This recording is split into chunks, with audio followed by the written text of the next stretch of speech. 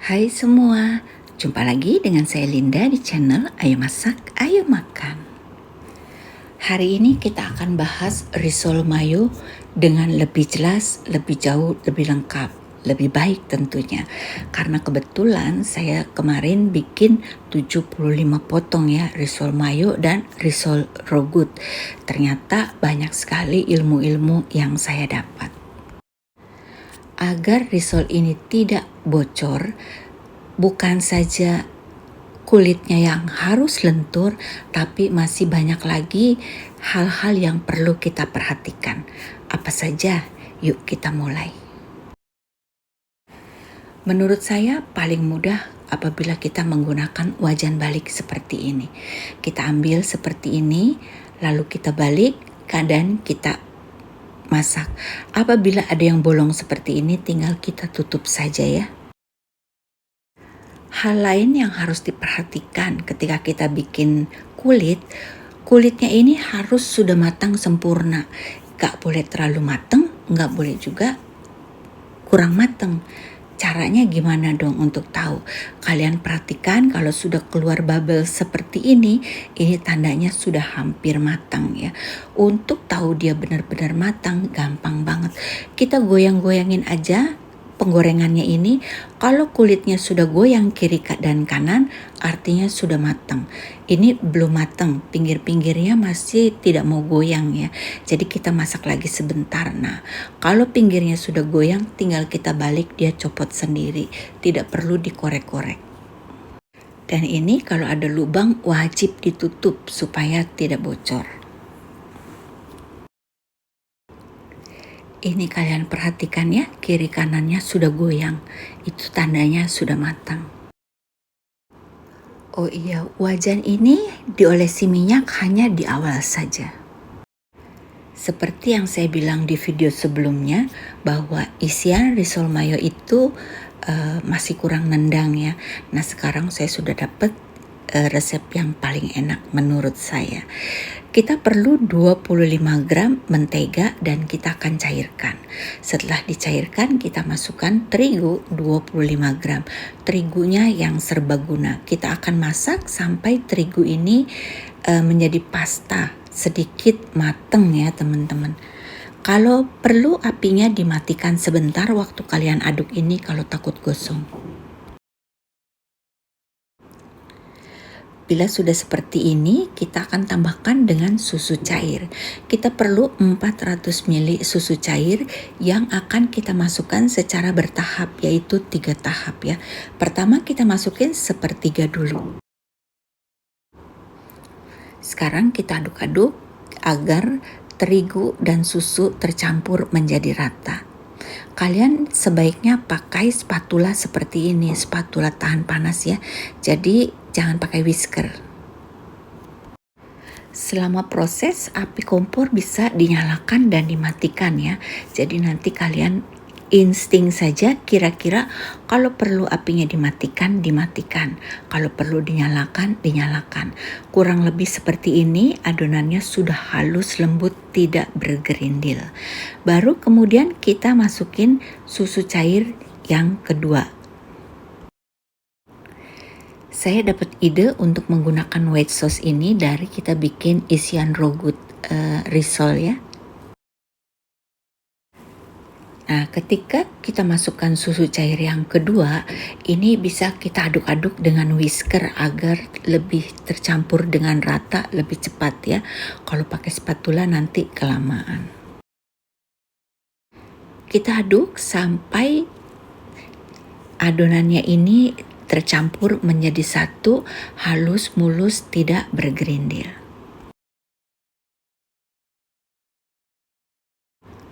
Selama proses kalian perhatikan api kompor ya. Jadi kalau perlu dimatiin, apinya dimatikan saja lalu dinyalakan kembali. Yang penting ini jangan sampai hangus dan ini tercampur dengan rata.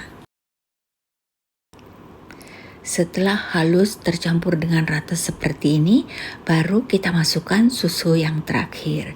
Nah, kalau sudah susu terakhir ini sudah gampang ya teman-teman. Ini dia akan mengalir menyatu dengan sendirinya, gampang banget. Dan kita nanti akan tambahkan dengan keju. Kejunya di sini saya pakai keju Kraft Singles yang lembaran karena menurut saya itu lebih gampang lumer. Kalau kalian mau pakai keju premium, kalian bisa pakai keju cheddar yang premium atau juga bisa keju parmesan. Untuk kejunya saya pakai 50 gram, tapi kalau kalian mau lebih banyak boleh ya, bisa 100 gram.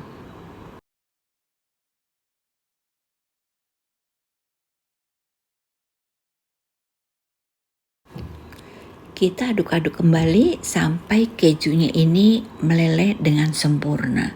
Setelah itu kita akan dinginkan dengan cara ditim di atas air dingin agar white sauce-nya ini tidak berkerak dan tetap hasilnya halus. Setelah dingin, sausnya ini akan mengental. Kita ambil mayones, saya pakai mayones yang seperti ini enak banget ya. Dan untuk yang 3 kilo ini harganya lebih murah daripada kalian beli yang sedikit-sedikit saja. Kita ambil 400 gram dan kita akan tambahkan dengan white sauce kurang lebih sekitar 100 gram. Ini lebih-lebih sedikit tidak apa-apa ya, tidak harus persis 400 gram. Dan kita juga akan tambahkan dengan susu kental manis sebanyak 30 gram. Kita aduk-aduk hingga tercampur dengan rata. Rasanya ini setelah saya cobain teman-teman enak banget, persis ya hampir mirip ya 11-12 dengan yang saya beli harga 32.000 itu. Tadi sudah saya bawa ke gereja, banyak yang sudah makan dan semua langsung wow, enak banget katanya. Untuk smoke beefnya saya pakai yang seperti ini ya. Kita akan potong menjadi beberapa bagian sesuai selera kalian. Tapi sebaiknya ini dirapikan dulu ya. Kalau seperti ini saya motongnya nanti hasilnya tidak rata, tidak sama panjang. Jadi kalian rapikan dulu. Sekarang cara bungkus. Cara bungkusnya ini kalian perhatikan. Yang kita bungkus adalah yang bagian halus. Yang luar, yang kasarnya ini di luar ya. Jangan terbalik. Kalau terbalik nanti gampang pecah. Dan hal yang cukup penting dalam pembuatan mayo agar tidak bocor adalah cara kita menutupnya. Menutup risol mayo ini harus tertutup semua mayonesnya sebelum kita gulung. Kalian perhatikan baik-baik ya, bagian ini mayonesnya ini harus tertutup dengan sempurna sebelum kita gulung ya. Kalau ada yang bocor bolong-bolong, nah seperti ini kurang rapet teman-teman. Geser lagi sedikit agar benar-benar rapet, jadi mayonesnya tidak bocor, tidak keluar-keluar maksudnya. Bukan kulitnya pecah, tetapi mayonesnya keluar-keluar pada saat kita goreng. Ini juga cukup penting teman-teman. Setelah dibungkus, simpan di tempat tertutup. Bisa juga ditutup dengan plastik ya, agar tidak terkena udara menjadi kering, dan kalau kering nanti gampang pecah. Jadi kalau ada salah satu kalian yang sudah komen di IG saya, Bu, saya udah ikutin resepnya dari A sampai Z. Kenapa risol mayo saya masih pecah, masih bocor ya? Kalian perhatikan banyak sebab, bukan cuman kulitnya saja yang harus lentur, tetapi sebab-sebab lainnya juga banyak. Sekarang kita akan bikin adonan untuk baluran dan adonan untuk celupan. Untuk baluran saya pakai terigu protein rendah dan tepung maizena. Perbandingannya sama, banyaknya terserah kalian. Kita kasih garam agar sedikit lebih ada rasa ya. Dan untuk bahan celupan, kita hanya menggunakan terigu protein sedang dan kita tambahkan dengan air secukupnya.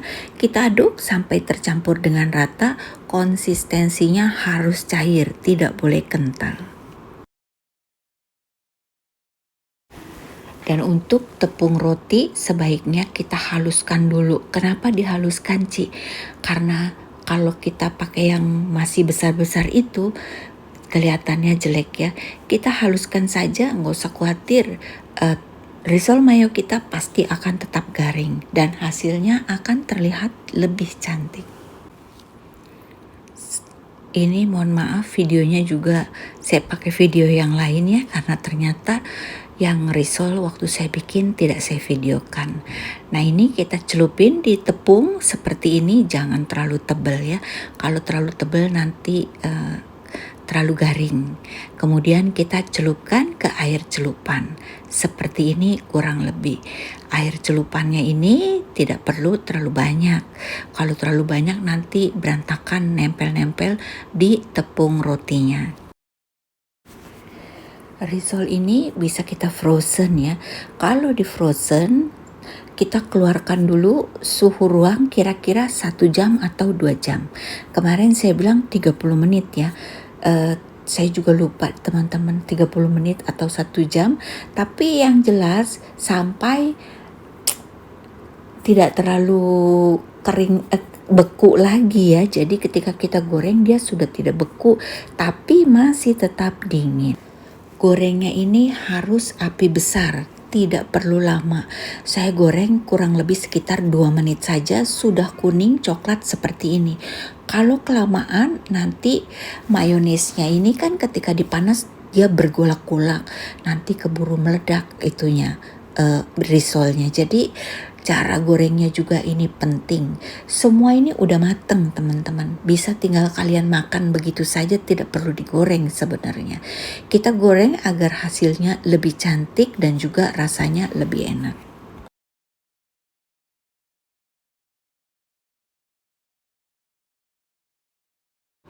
Kurang lebih hasilnya seperti ini dan kita akan perhatikan teman-teman, saya pun bikinnya ini kemarin sembarangan ya, karena tidak banyak ilmu yang saya tahu. Ternyata setelah jadi kalian lihat ini risol mayonesnya ada yang ngintip-ngintip di luar. Ternyata waktu saya bikin kurang rapet.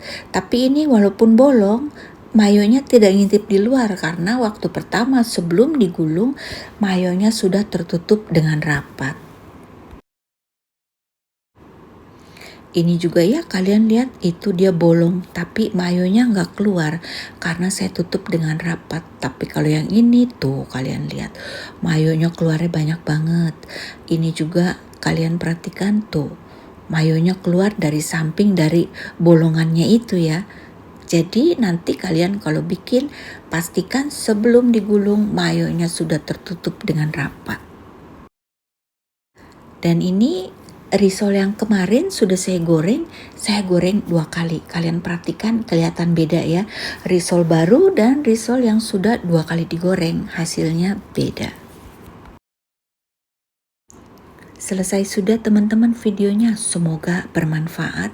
Jangan lupa subscribe YouTube saya untuk mendukung channel ini agar tidak ketinggalan video-video selanjutnya. Sampai jumpa teman-teman. Bye-bye.